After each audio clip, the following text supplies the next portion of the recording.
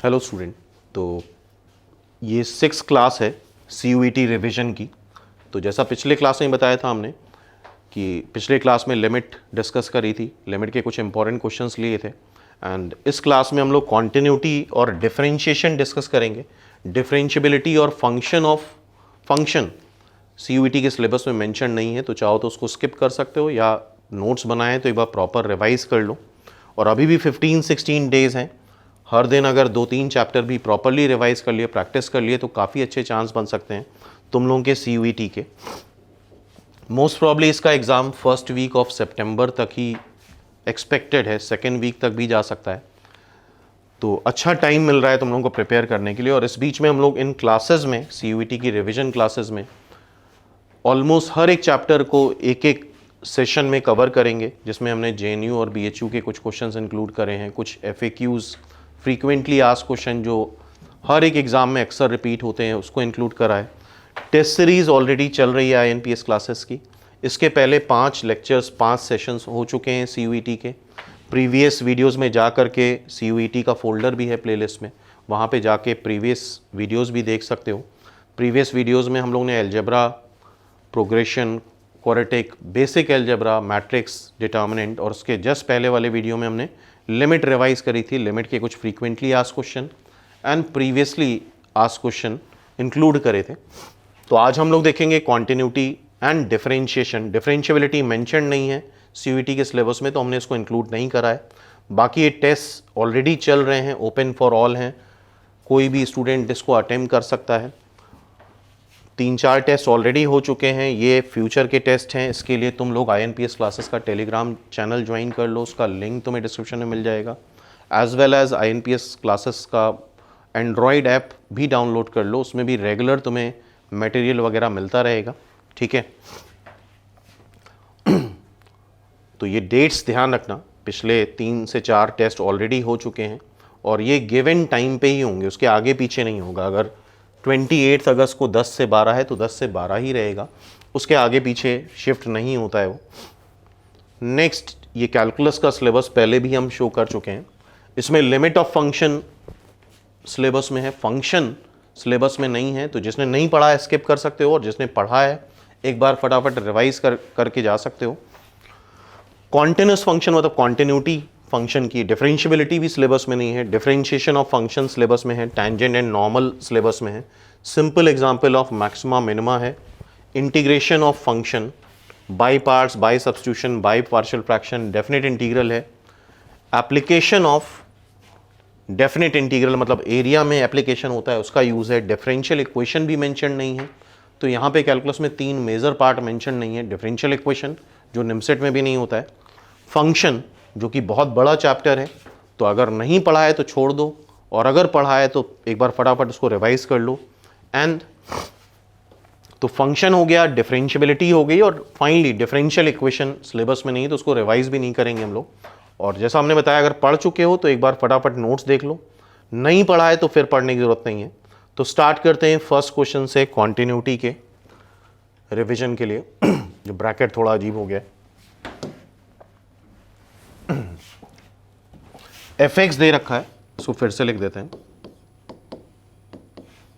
-x² when x is less than or equal to 0, 5x - 4 when x lies between 1 to 0,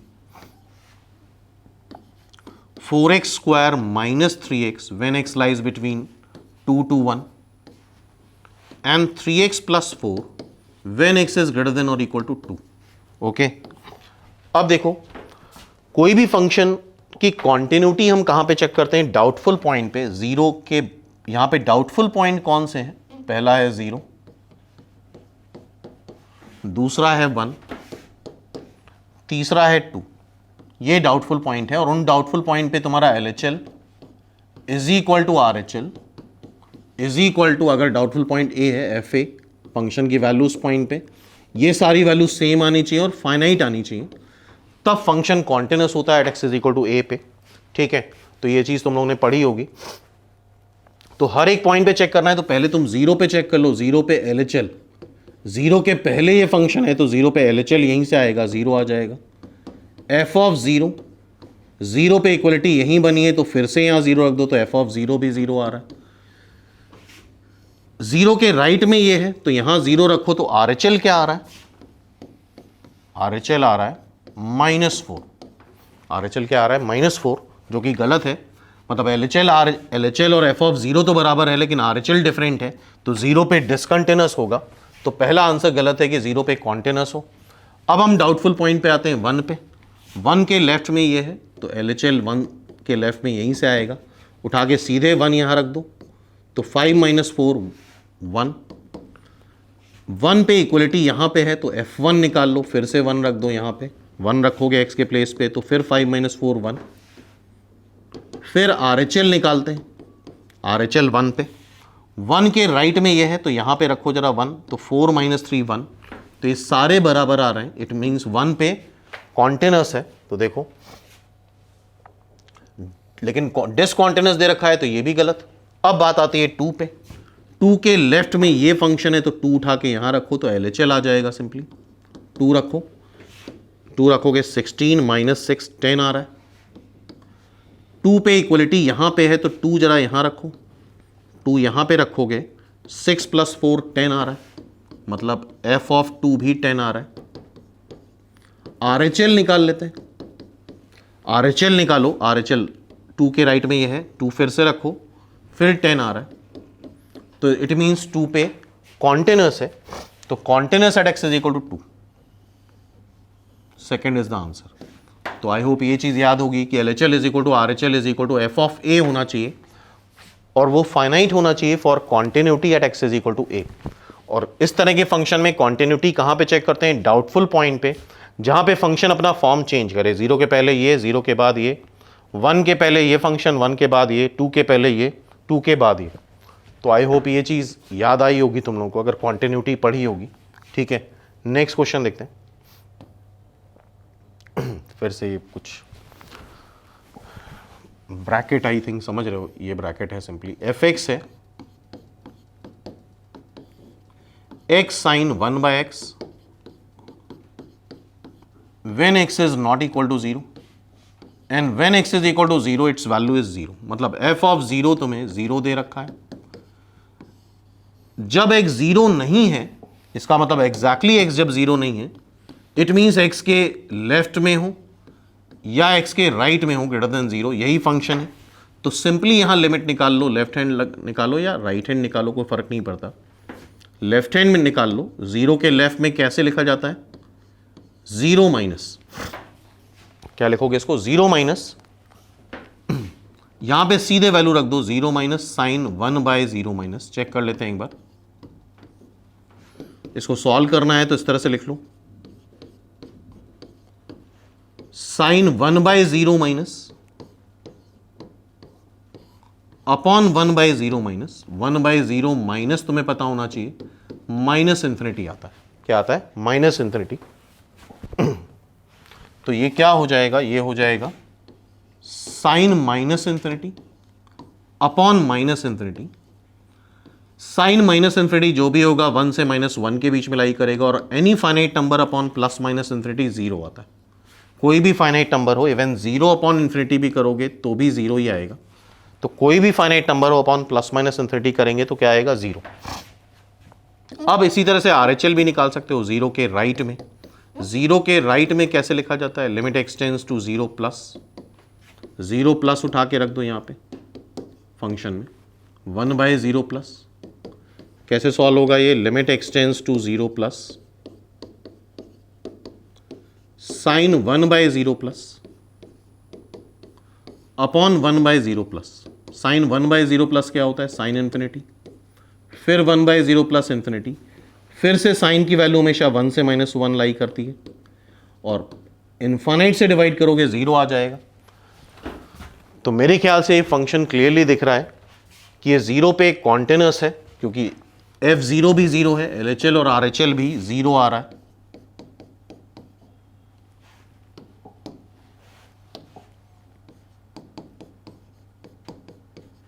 तो it is continuous at x = 0। At x = 0 ये function continuous है, और ये बहुत common question है, बहुत बार बहुत सारे एग्जाम्स में आ चुका है।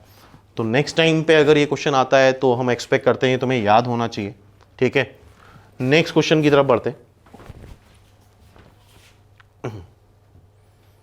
नेक्स्ट क्वेश्चन है greatest integer x by two discontinuous है at x is equal to a पे।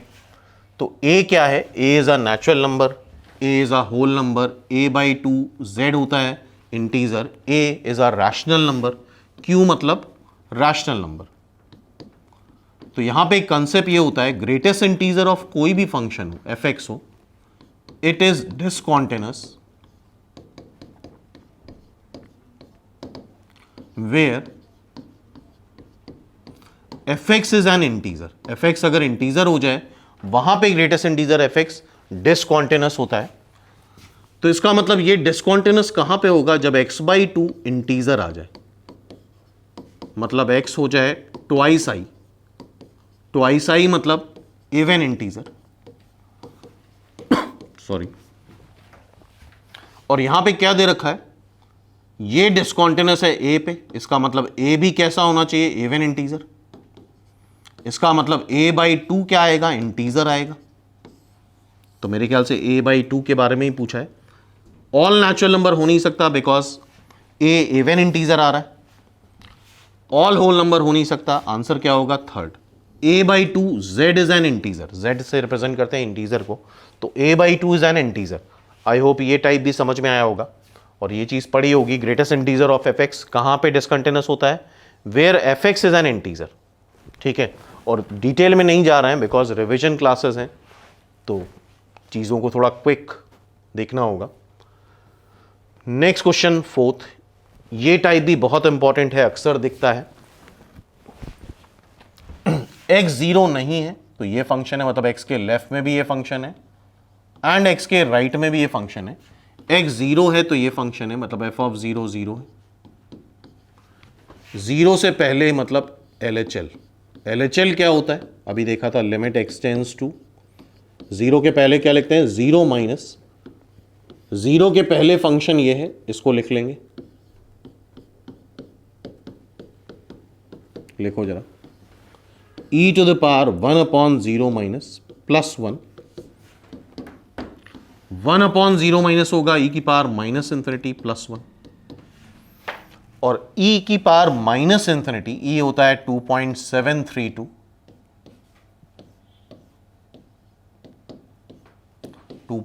वन अपॉन 2.732 फ्रैक्शन हो जाएगा, और फ्रैक्शन की पावर इंफिनिटी आता है जीरो। फ्रैक्शन की पावर इंफिनिटी क्या आता है? जीरो। 1/2 की पावर इंफिनिटी करेंगे तो जीरो आ जाएगा, सो दिस इज जीरो। तो LHL आ रहा है 1, गलत है, LHL जीरो दे रखा है, RHL निकाल लेते हैं। जीरो पे RHL कैसे आता है? 1 अपॉन जीरो प्लस, सीधे सीधे यहां वैल्यू रख दो, 1 upon zero plus plus one. 1 upon zero plus होता है प्लस इंफिनिटी प्लस वन, और e की पावर इंफिनिटी, कोई भी नंबर अगर 1 से बड़ा है और उसकी पावर इंफिनिटी करोगे तो इंफिनिटी ही आएगा। सो this is 1 upon infinity plus one, मतलब 1 upon infinity that is zero. तो RHL आ रहा है जीरो। अब देखो डिसकॉन्टिन्यूअस तो होगा ही होगा, RHL 1 दे रखा है तो ये भी गलत, LHL 0 दे रखा है ये भी गलत, LHL RHL के बराबर नहीं आ रहा है क्योंकि LHL 1 है, RHL 0 है, तो ये फंक्शन कैसा हो जाएगा? डिसकॉन्टिन्यूअस हो जाएगा जीरो पे। तो ये भी फ्रीक्वेंटली आस्क्ड क्वेश्चन है, बहुत सारे एग्जाम्स में बहुत बार ये टाइप पूछा जा चुका है। हो सकता है 2022 के एग्जाम में भी इसमें से कुछ मिल जाए तुम्हें, लेकिन चीज़ों को रिकॉल कर पा रहे होगे किस तरह से क्वेश्चंस करने हैं। नेक्स्ट क्वेश्चन ये डेरिवेटिव मतलब डिफरेंशिएशन का है, लॉग मॉड एक्स। मॉड का कंसेप्ट ये होता है, जब भी मॉड गिवन हो तो मॉड को रिमूव करा जाता है। लॉग मॉड एक्स, मॉड को रिमूव करो। अगर एक्स पॉजिटिव है, ऑब्वियसली एक्स को जीरो नहीं रख सकते क्योंकि लॉग जीरो डिफाइंड नहीं है, तो लॉग मॉड एक्स की वैल्यू एक्स हो जाती, and if x is negative तो मॉड एक्स की वैल्यू माइनस एक्स हो जाएगी। अब सीधे डिफरेंशिएट कर दो अलग अलग, dy by d x. ln x का डेरिवेटिव 1/x जब x पॉजिटिव है, ln माइनस एक्स मतलब जब x नेगेटिव है तो इसका डेरिवेटिव 1 अपॉन माइनस एक्स, और माइनस साइन माइनस एक्स का -1, तो ये 1/x ऊपर भी आ रहा है और नीचे देखो माइनस एक्स को डिफ्रेंशिएट करोगे -1 आएगा, 1/x नीचे भी आ रहा है। इसका मतलब ln x का डेरिवेटिव 1/x ही आ रहा है, बस x 0 नहीं होना चाहिए क्योंकि ln 0 is not defined, hence it's answer is 1/x। Simple, 1/mod x नहीं होगा, काफ़ी स्टूडेंट ये गलत करके आते हैं, 1/x ही आ रहा है दोनों केस में, तो ये भी अक्सर पूछा जाने वाला क्वेश्चन है। नेक्स्ट क्वेश्चन देखते हैं। नेक्स्ट क्वेश्चन ये है x to the power y, y to the power x 1 है, dy बाई डी एक्स। तो ये वेरिएबल की पावर वेरिएबल वाले क्वेश्चन भी आई होप अटेम्प्ट करे होंगे तुम लोगों ने प्रीवियस ईयर प्रिपरेशन में। इसमें करते क्या है, लॉग ले लेते हैं,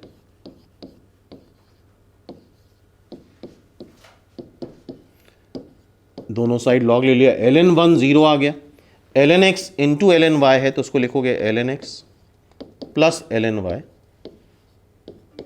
इज इक्वल टू 0, y इधर मल्टीप्लाई हो गया y ln x plus x ln y is equal to 0। अब फर्दर यहां पे डिफरेंशिएट करेंगे हम,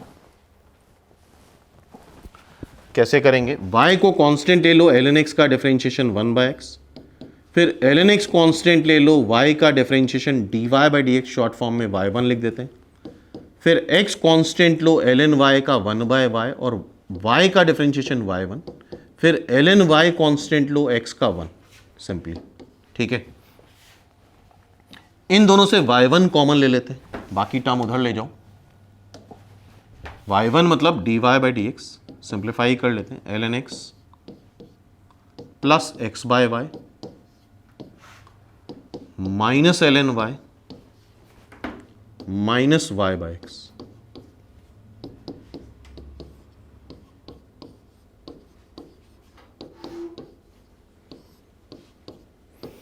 ठीक है, यहां पे y एलसीएम ले लो, y ln x plus x, और डिफरेंशिएशन भी बहुत इंपॉर्टेंट चैप्टर होता है किसी भी एग्जामिनेशन पॉइंट ऑफ व्यू से। अब यहां से जब तुम y1 निकालोगे तो ये y उधर मल्टीप्लाई कर दो और इसको ऐसे बाहर लिख दो, y by x minus y by x, x ln y plus y upon ये टर्म नीचे ले जाओ, y ln x plus x। This is the final answer, minus y by x, x ln y plus y, y ln x plus x। Okay, तो minus y by x, देख लेते हैं कौन सा आंसर आ रहा है, minus y by x fourth answer है, y plus x ln y और x plus y ln x, fourth is the answer, this is the answer. Clear है बात? नेक्स्ट क्वेश्चन देखते हैं डिफरेंशिएशन का ही, under root y by x plus under root x by y is equal to 6। तो यहां पे एक ट्रिक होती है इस तरह के क्वेश्चन में, क्या ट्रिक होती है देखते हैं। सीधे सीधे डिफरेंशिएट करोगे आंसर नहीं आता है, एलसीएम ले लो, रूट एक्स वाई, ये क्या आ जाएगा y, ये आ जाएगा x, ये आ जाएगा 6। तो यहां से सॉल्व करो तो x plus y is equal to 6 under root x y. ये ट्रिक है, मतलब तुम्हें रूट एक्स वाई की जगह, चूंकि देख रहे हो ऑप्शन में रूट का टर्म नहीं है, अगर रूट एक्स वाई कहीं आए तो उसकी जगह x plus y divide by 6 रखना होगा। This is the trick for this type of questions. तो अब चाहो तो यहीं से तुम डिफरेंशिएट करो, 1 का x का डिफरेंशिएशन 1, y का dy बाई डी एक्स, इसको y1 लिख देते हैं, रूट एक्स वाई का 2 root x y, 1/2 root x y, x y का x कांस्टेंट लिया, y का y1, फिर y कांस्टेंट लिया, x का 1, 1 प्लस y1, ये रूट एक्स वाई इधर मल्टीप्लाई कर दो, ये 3 इधर हो गया, x y1 प्लस y। ठीक है भाई, अब रूट एक्स वाई की जगह तुम फिर से रख दो x plus y divide by 6, यही ट्रिक है। रूट एक्स वाई को एलिमिनेट करो, इसकी जगह रखो x प्लस वाई, या नेक्स्ट स्टेप में कर लेते हैं इसको, थोड़ा बड़ा टर्म है, तुम ये कर सकते हो चलो यही कर लेते हैं, x plus y divide by 6, और इसको एक बार 1 से मल्टीप्लाई करो और इसको एक बार y1 से मल्टीप्लाई करो, फिर ये आ रहा है 3x(y1), 3y, ठीक है।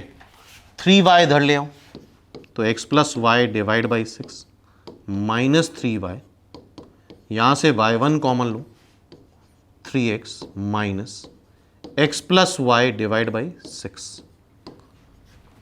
क्लियर है यहां तक बात? अब इसको सिंप्लीफाई कर लो, x plus y minus 18y divide by 6,